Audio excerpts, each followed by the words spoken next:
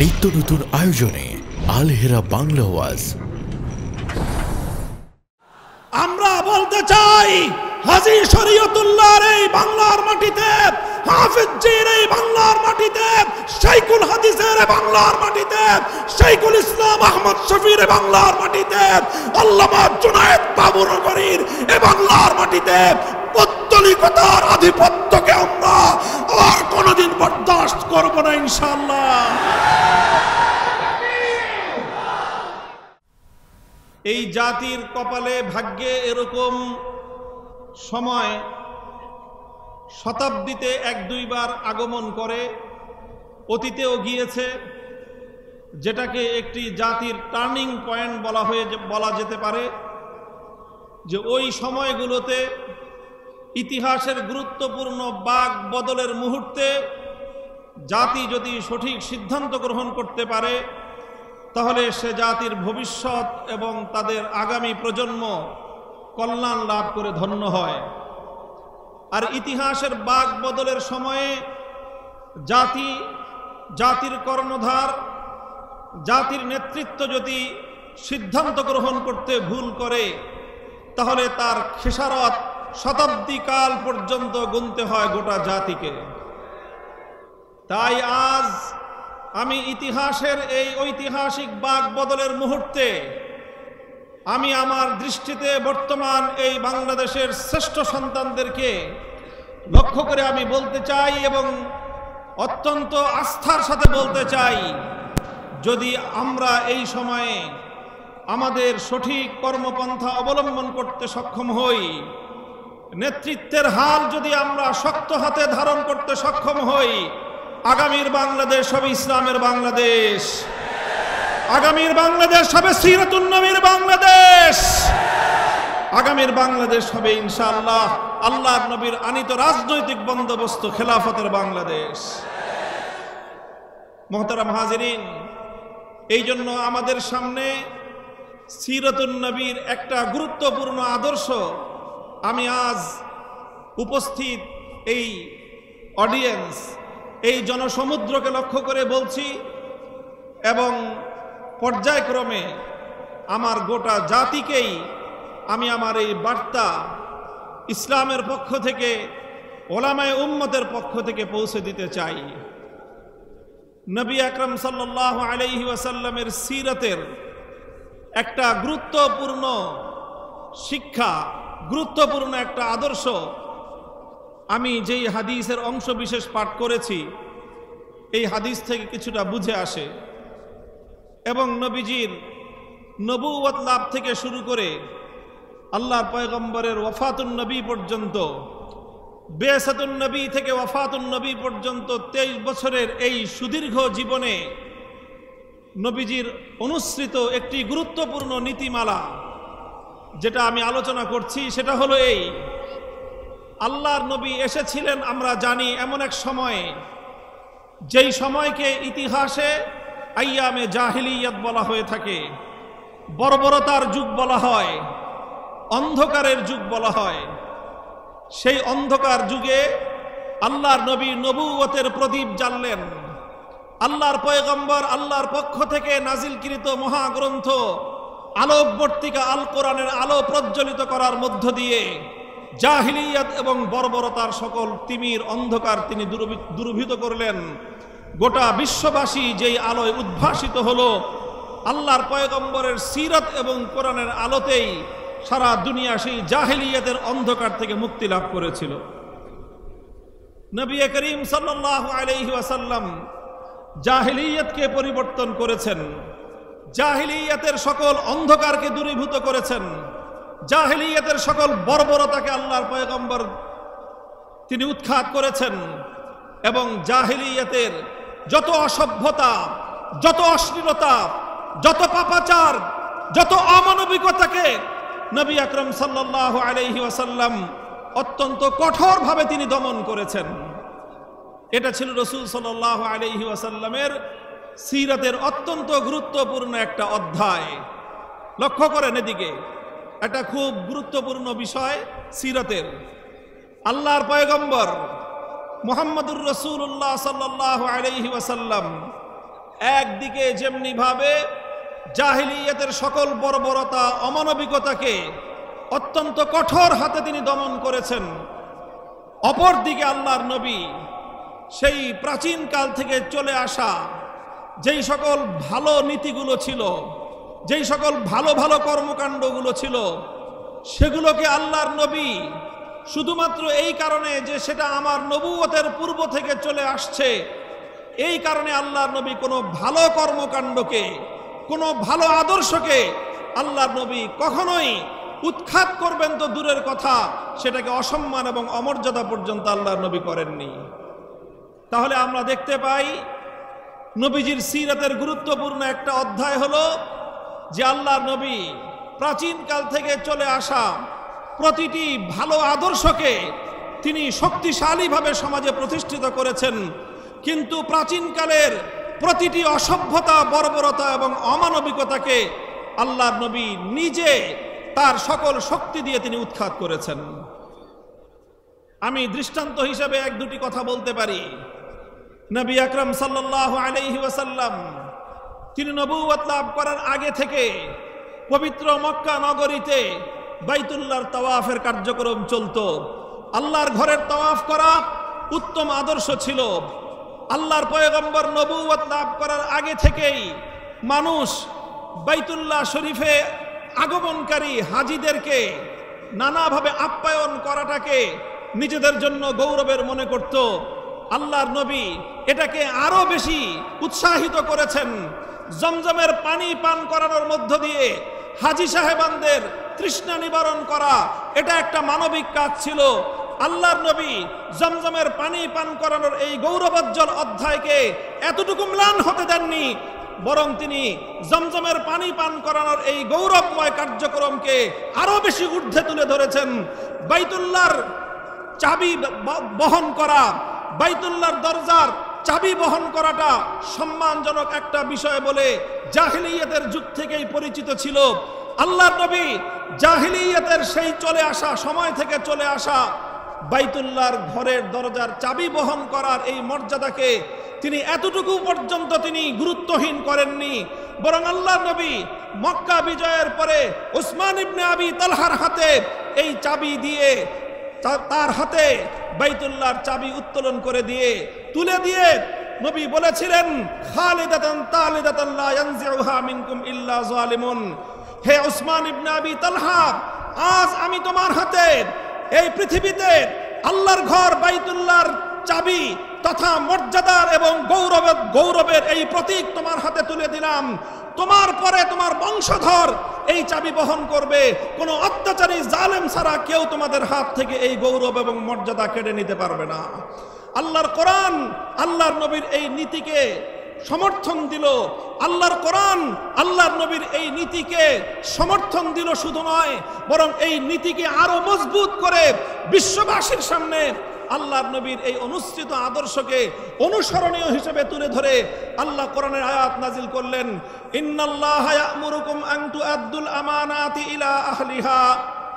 আল্লাহ পাক রব্বুল আলামিন প্রতিটি আমানত যার যার প্রাপ্য যেটা সেটা তাকে বুঝিয়ে দেওয়াটাই এটা আল্লাহ পাকের নির্দেশ। আল্লাহর নবী জমজমের পানি পান করার দায়িত্ব পূর্ববর্তী দায়িত্বশীলের হাতে তুলে দিয়েছেন। আল্লাহ পাক বললেন, এটাই আপনি সঠিক কাজ করেছেন। আল্লাহর নবী বাইতুল্লাহর চাবি পূর্ববর্তী সেই উসমান ইবনে আবি তালহার হাতে তুলে দিলেন। আল্লাহর নবী বললেন, আল্লাহ বললেন যে এটাই আপনি সঠিক করেছেন। ভালো কাজগুলোকে সমাজের মধ্যে বাঁচিয়ে রাখতে হবে। জাহিলিয়াতের যুগ থেকে ভালো কাজ ছিল বলে, সেটা জাহিলি যুগের লোকেরা ভালো কাজটা করত বলে সেই ভালো কাজকে ইসলাম কোনোদিন অসম্মান করে নাই, অমর্যাদা করে নাই। কোনো ভালোকে কোনোদিন ইসলাম দাফন করে না, বরং প্রতিটি ভালোকে ইসলাম উৎসাহিত করে। এটাই সিরাতুন নবী। ভালোকে উৎসাহিত করেছেন। পূর্ব যুগ থেকে চলে আসা প্রতিটি উত্তম কার্যকলাপকে আল্লাহর নবী শক্তিশালী করেছেন, বরং আল্লাহর কোরআন আয়াত নাজিল করে সেটাকে মানুষের মধ্যে আরো উজ্জীবিত করেছে। এটা হলো সিরাতুন নবীর একটা দিক। ঠিক তার বিপরীতে যে সকল অন্যায়গুলো ছিল, যে সকল খারাপ কাজগুলো ছিল, যেখানেই থাকুক না কেন, সেটা হোক সেটা নিজের পরিবারের মধ্যে, হোক সেটা নিজের আপনজনদের মধ্যে, হোক সেটা নিজের ভাইয়ের মধ্যে, হোক সেটা নিজের চাচার জীবনে, প্রতিটি বর্বরতা, প্রতিটি অন্যায়, প্রতিটি জুলুম শেকড় শুদ্ধ আল্লাহ নবী উপরে ফেলেছেন। রাসূল আকরাম সাল্লাল্লাহু আলাইহি ওয়াসাল্লাম যেদিন মদিনা স্টেট ঘোষণা করলেন, ইসলামী রাষ্ট্রের বুনিয়াদ কায়েম করলেন, আল্লাহ নবী ঘোষণা দিলেন, আলা ইন্না রিবাল জাহিলিয়াতি মাওযুউন তাহতা কদামাইয়া, আলা ইন্না দিমাআল জাহিলিয়াতি মাওযুউন তাহতা কদামাইয়া, ওয়া ইন্না আউওয়ালা রিবান আদাউহু রিবাল আব্বাস ইবনে আব্দুল মুত্তালিব। নবীজি বললেন, জাহিলিয়াতের যুগ থেকে সুদ নামক এক ভয়াবহ মানুষের রক্তচোষা এক অর্থনৈতিক কার্যকলাপ এবং রীতিনীতি পরিচালিত হয়ে আসছে। সুদের মতো মানুষের, গরিবের রক্তচোষণকারী এই বর্বর রীতি একটি সভ্য সমাজে চলতে পারে না।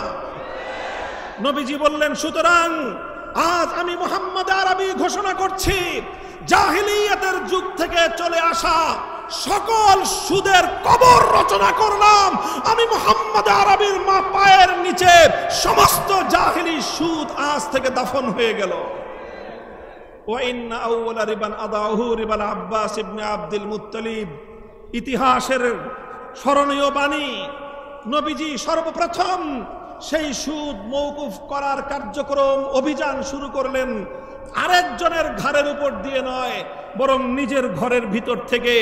নবীজি বললেন, আমার আপন চাচা আব্বাস বিন আব্দুল মুত্তালিব, যিনি আরবের অন্যতম বড় ব্যবসায়ী ছিলেন সুদের ভিত্তিতে, মানুষের কাছে বিপুল পরিমাণ অর্থ তার পাওনা ছিল, লগ্নি করা ছিল সুদের ভিত্তিতে, বিপুল পরিমাণ সুদ তিনি মানুষের কাছে পেতেন। নবীজি বললেন, আমার চাচা আব্বাসের পক্ষ থেকে আমি মুহাম্মদ আরবি দায়িত্ব নিয়ে ঘোষণা করছি, আমার চাচার সুদ কেউ পরিশোধ করবে না, শুধুমাত্র আমার চাচাকে মূলধন ফেরত দেবে, আর 1 টাকাও সুদ কেউ আমার চাচাকে দেবে না। এভাবেই সকল সুদকে আমি মওকুফ ঘোষণা করলাম। পূর্বকাল থেকে চলে আসা প্রতিটি বর্বর নীতি, প্রতিটি অসভ্য নীতি, প্রতিটি অমানবিক নীতি নবী আকরাম সাল্লাল্লাহু আলাইহি ওয়াসাল্লাম এভাবেই নির্মূল করেছেন। মুহতারাম হাজিরিন, তাহলে পূর্বের যুগ থেকে চলে আসা ভালো কাজগুলো সামনের দিনে অব্যাহত থাকবে। পূর্বের সময় থেকে চলে আসা ভালো আদর্শগুলো সমাজের মধ্যে উজ্জীবিত থাকবে, আরো বেশি উজ্জীবিত করা হবে, আরো বেশি উৎসাহিত করা হবে। কথা বলেন ঠিক কিনা? কিন্তু শুধু চলে আসছে বাপদাদার যুগ থেকে, পূর্বপুরুষদের যুগ থেকে চলে আসছে এই অজুহাতে কোনো অসভ্যতা, কোনো বর্বরতা, কোনো অমানবিকতাকে মুসলিম সমাজ, মুহাম্মদুর রাসূলুল্লাহ সাল্লাল্লাহু আলাইহি ওয়াসাল্লামের অনুসারী সমাজ তারা এক মুহূর্তের জন্য বরদাস্ত করতে পারে না। আমি সিরাতুন নবীর এই মৌলিক দর্শনটি আপনাদের সামনে তুলে ধরলাম। আমি আশা করি আপনারা এই বিষয়টি হৃদয়ঙ্গম করবেন এবং এই বিষয়ে আপনারা যদি অধিকতর পড়াশোনা করেন, দীর্ঘ তালিকা পাবেন যে আল্লাহর নবী জাহেলিয়াতের যুগের কি কি কুপ্রথা তিনি শক্ত হাতে দমন করেছেন, আবার পূর্বের যুগ থেকে চলে আসা ভালো রীতিনীতিগুলোকে তিনি কিভাবে প্রমোট করেছেন, কিভাবে তিনি সেগুলোকে সমর্থন দিয়েছেন, শক্তি জুগিয়েছেন। আপনারা তার সুদীর্ঘ তালিকা পেয়ে যাবেন। আমি শুধুমাত্র দৃষ্টান্ত হিসেবে 2টি দৃষ্টান্ত উপস্থাপন করলাম এই কথা বোঝাবার জন্য যে আজ আমরা বাংলাদেশে ওই রকম ইতিহাসের এক বাক বদলের মুহূর্তে আমরা অবস্থান করছি। আমাদেরও নীতি হবে সেটাই। সিরাতুন নবীর মঞ্চ থেকে বলতে চাই, আল্লাহর পয়গম্বরের আদর্শ থেকে, সিরাতুন নবী থেকে আমরাও এটাই ধারণ করব। 24 জুলাই এবং আগস্ট বিপ্লবের মধ্য দিয়ে যে নতুন বাংলাদেশের যাত্রা শুরু হয়েছে, সেই বাংলাদেশে পূর্বের সময় থেকে চলে আসা প্রতিটি কল্যাণ, প্রতিটি ভালো এবং প্রতিটি উত্তম আদর্শকে আরো বেশি লালন করা হবে, উজ্জীবিত করা হবে।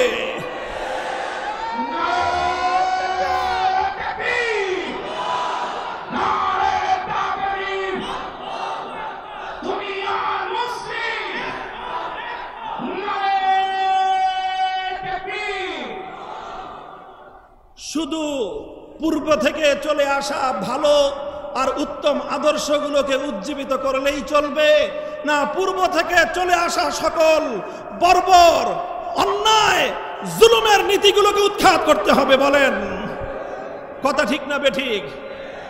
আমরা আমাদের অবস্থান জাতির সামনে পরিষ্কার ঘোষণা করছি, প্রতিটি ভালোর সঙ্গে আমরা আছি, প্রতিটি মন্দের উৎখাতের যুদ্ধে আমরা প্রথম সারিতে আছি। বলবেন হুজুর পূর্ব থেকে ভালো কি কি চলে আসছে, সংক্ষিপ্ত চার্ট উল্লেখ করে দেই। পূর্ব থেকে চলে আসছে ভালো। 1905 সালে এই পূর্ববঙ্গের মুসলমানদের ইসলামী চেতনা, মুসলিম জাতিসত্তার উত্থান এবং উন্নয়নের জন্য এই পশ্চিমবঙ্গের আধিপত্য খর্ব করে, দাদা বাবুদের আধিপত্য, তাদের প্রভুত্বকে খর্ব করে মুসলমানরা যেন তাদের পায়ের উপর দাঁড়িয়ে নিজেরা স্বাধীন জাতিসত্তা গঠন করতে পারে, সেই জন্য 1905 সালে বঙ্গভঙ্গ করা হয়েছিল। আমরা সেই বঙ্গভঙ্গের চেতনাকে সামনের দিনে অব্যাহত রাখতে চাই। আমরা বলতে চাই আমার সোনার বাংলাদেশ আর কোনোদিন দাদা বাবুদের গোলামে পরিণত হবে না।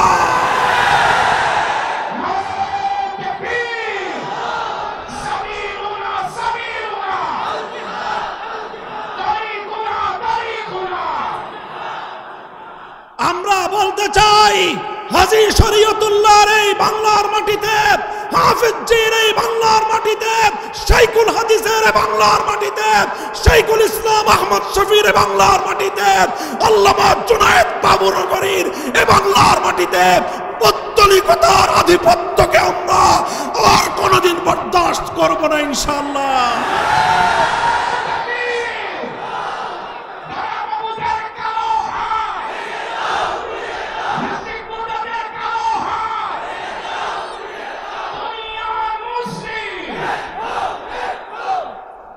এটা হলো 1905 সালে যেই কল্যাণের ধারার সূচনা হয়েছিল।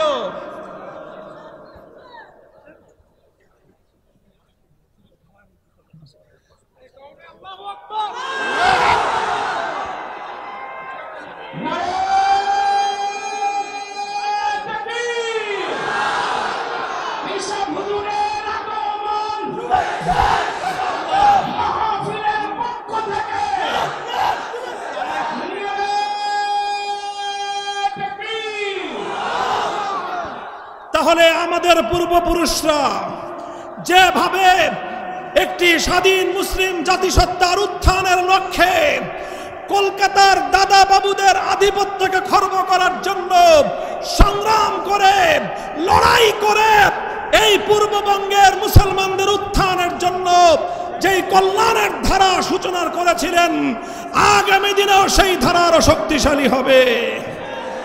তাই বাংলার মুসলমানেরা বঙ্গভঙ্গ রদ করার জন্য সাম্প্রদায়িক অপশক্তির মূল হোতা রবীন্দ্রনাথ ঠাকুরদের মতো সাম্প্রদায়িক এই সকল অপশক্তির গুণকীর্তন বাংলাদেশের মানুষ ভালো চোখে দেখবে না।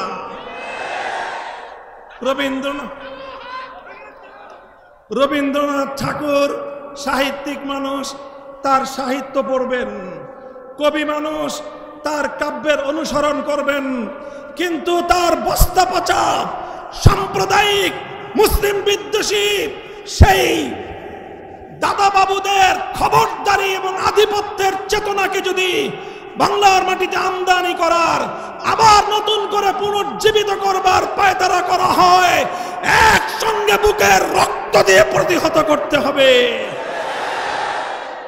এক নম্বর কথা, 1905 সালের বঙ্গভঙ্গের সেই চেতনাকে আবার আগামীর বাংলাদেশে পুনর্জীবিত রাখতে হবে।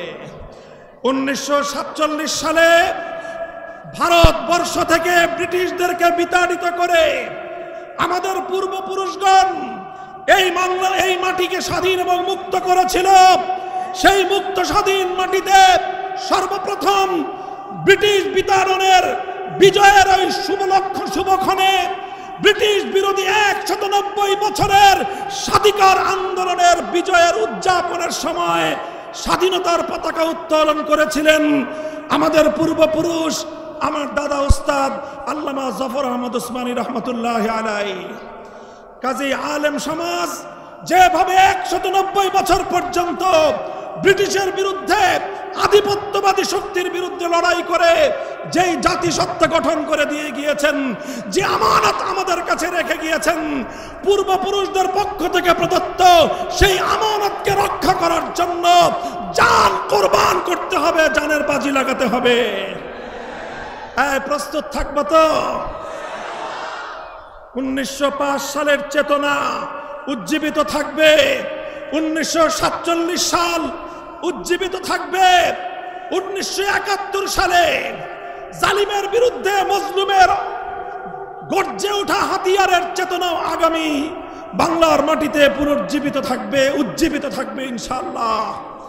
71-এর চেতনা জালিমের বিরুদ্ধে মজলুমের লড়াই, 71-এর চেতনা বৈষম্যের বিরুদ্ধে লড়াই, 71-এর চেতনা সমস্ত আম্বিয়া কেরামের আগমনের যে মৌলিক চেতনা ছিল, সেটা হলো দুনিয়া থেকে সকল জুলুম এবং বেইনসাফি, সকল বৈষম্যকে উৎখাত করে ইনসাফ কায়েম করা, সেটাই ছিল 71-এর চেতনা। কাজে আগামীর বাংলাদেশ বিনির্মাণে অন্যতম মৌলিক বুনিয়াদ হবে 71-এর চেতনা। তবে 71-এর পরে নতুন গজিয়ে ওঠার এক চেতনার নাম 72-এর চেতনা।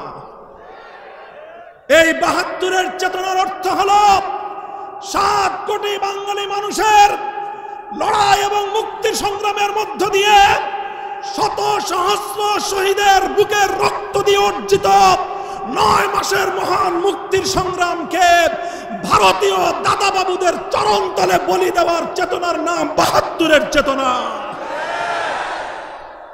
লম্বা ইতিহাস বলবো না, সেই 72-এর চেতনাকেই প্রতিনিধিত্ব করে 72-এর সংবিধান, যে সংবিধানের মাধ্যমে মুক্তিযুদ্ধকে হত্যা করা হয়েছে, যে সংবিধানের মাধ্যমে বাংলাদেশের স্বাধীনতাকে ভারতের চরণতলে বলি দেওয়া হয়েছে।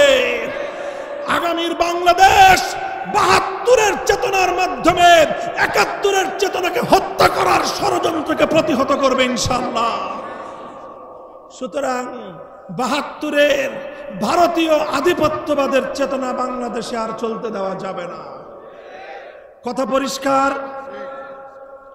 এরপরে সর্বশেষ 2013 সাল থেকে 2024 সাল এক সুবিশাল এক যুগের সংগ্রাম, যে সংগ্রামের সূচনার ডাক দিয়েছিলেন আল্লামা আহমদ শফী, যে সংগ্রামের মঞ্চে শাহাদাতের মঞ্চ প্রস্তুত করেছিলেন আল্লামা জুনায়েদ বাবুনগরী, সেই শাপলা চত্বরের 2013 সালের 5ই মের চেতনায় 2024 সালের 5ই আগস্ট গণভবন থেকে ফ্যাসিবাদের বিতরণের মধ্য দিয়ে বিজয় অর্জন করেছে।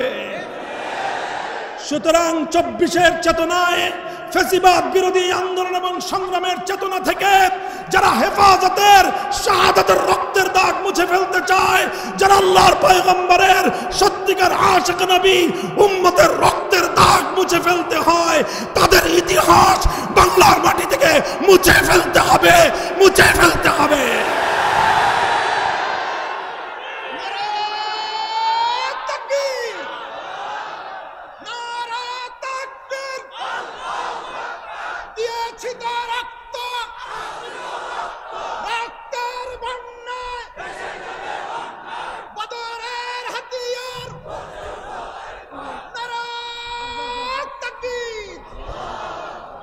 আমি পরিষ্কার বলতে চাই, এই 4 মাইল ফলক 1905 সালের বঙ্গভঙ্গ, 1947 সালের ব্রিটিশ বিরোধী স্বাধীনতা অর্জন, 1971-এর মহান মুক্তিযুদ্ধ, 2013 থেকে 24 পর্যন্ত ফ্যাসিবাদ বিরোধী আন্দোলনের এই চেতনা, এটাই হলো বিগত 100 বছরের, 1000 বছরের আমাদের শ্রেষ্ঠ অর্জন।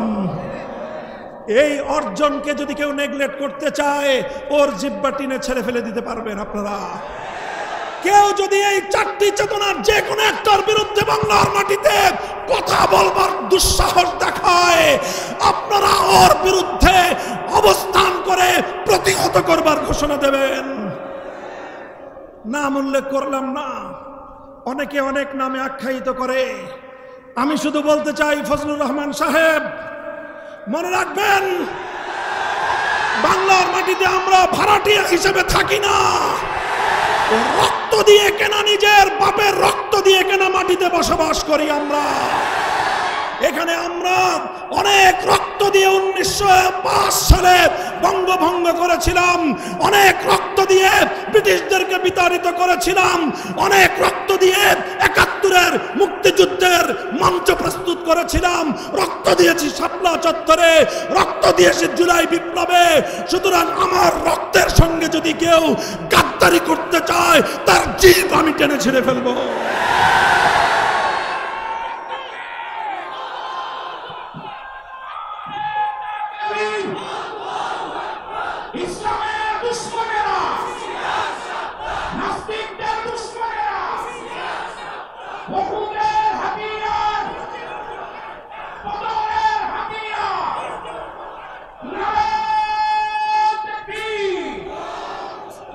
আমি সিরাতুন নবীর যেই সুমহান আদর্শের আলোচনার সূচনাতে করেছি, আল্লাহর পয়গম্বরের সিরাতের সে মৌলিক দুটি নীতিমালাকে আঁকড়ে ধরতে হবে, এটাকে কঠিনভাবে বাস্তবায়ন করতে হবে, অত্যন্ত আন্তরিকতা এবং কঠোরভাবে অনুশীলনের মাধ্যমে অতীতের ভালো বিষয়গুলোকে, ভালো চেতনাগুলোকে জাতির মধ্যে প্রতিষ্ঠিত করে এই জাতিকে বিভ্রান্ত করবার জন্য গড়ে ওঠা ভেজাল চেতনা থেকে জাতিকে মুক্ত করতে হবে ইনশাআল্লাহ। একটা সংগ্রাম, এই সংগ্রামের যুদ্ধের মাঠে আমরা নেমেছি আলহামদুলিল্লাহ। হযরত পীর সাহেব হুজুর চরমনাই হাফিজাহুল্লাহ তাআলা ওয়ারা মঞ্চে উপস্থিত আছেন। আমরা এখানে আছি, জাতির সঙ্গে কথা দিচ্ছি। আমি আবারও বলি, আমাদের মুফতি ইমাদউদ্দিন সাহেব স্লোগান তুলেছেন, সে কথার আমি আবার প্রতিধ্বনি করছি। আমাদের কাছে রাজনৈতিক কোনো ক্ষমতার পদ পদবীর প্রয়োজন নাই। আমরা জাতির মুক্তি চাই। আমরা আমাদের পূর্বপুরুষদের রক্তের ঋণ শোধ করতে চাই। তারা রক্ত দিয়ে যে জাতি গঠন করতে চেয়েছিলেন, আমরা সেই জাতির ভবিষ্যৎ দেখতে চাই। আমরা ৭২-এর চেতনা বাংলার মাটিতে দেখতে চাই না। আবার আমার স্বাধীন বাংলার মাটিকে বিদেশি প্রভুদের পায়ের নিচে বন্ধক দেখতে চাই না। কাজেই সেটা করবার জন্য আরে নির্বাচন অনেক পরের কাহিনী। কিসের নির্বাচন? 2013 সালের শাপলা চত্বরের শহীদদের রক্তের প্রথম এই রক্তকে স্বীকার করতে হবে বাংলার মাটিকে। 24-এর সহস্রাধিক জুলাই যোদ্ধাদের রক্ত যে জন্য গিয়েছিল, সেই আধিপত্যবাদের উৎখাত নিশ্চিত করতে হবে। জুলাই সনদ বাংলার মাটিতে কার্যকর করতে হবে। ৭২-এর সংবিধান বাংলার মাটিতে চলবে না, চলতে দেওয়া হবে না, চলতে দেওয়া হবে না।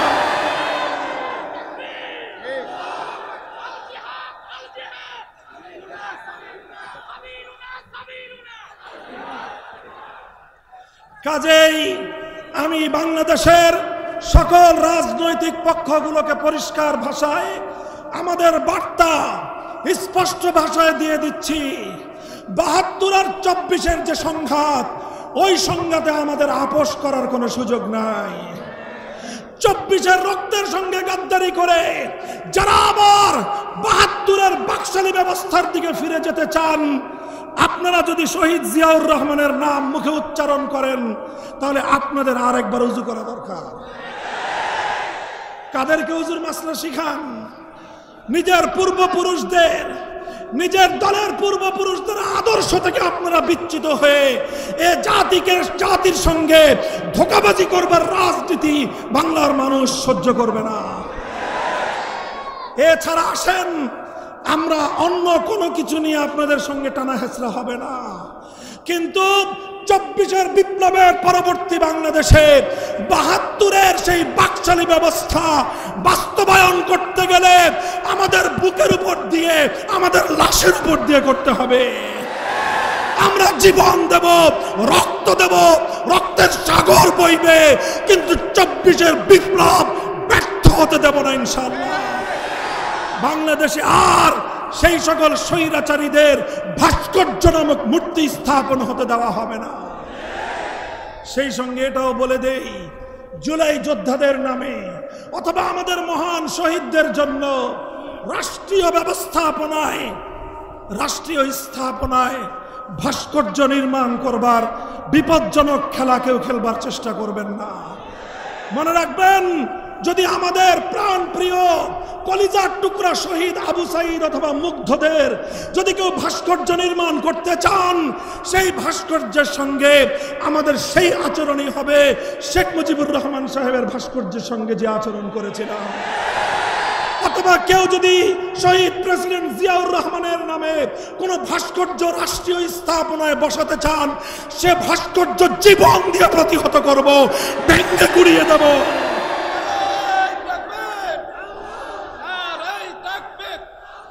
আমরা আদর্শের জায়গায় আমাদের কম্প্রোমাইজ করবার কোনো সুযোগ নাই।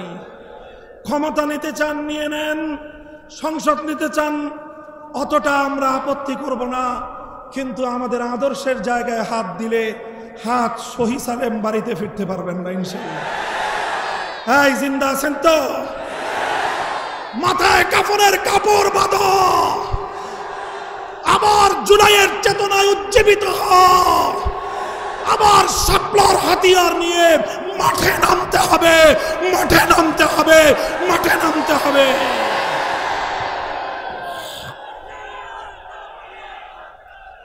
আল্লাহ পাক কবুল করেন ইনশাআল্লাহ। কথা যা বললাম অক্ষরে অক্ষরে যেন সেই কথার উপর অক্ষরে অক্ষরে যেন অবিচল থাকতে পারি শেষ নিঃশ্বাস পর্যন্ত, সেই দোয়া আমি আপনাদের কাছে চাই।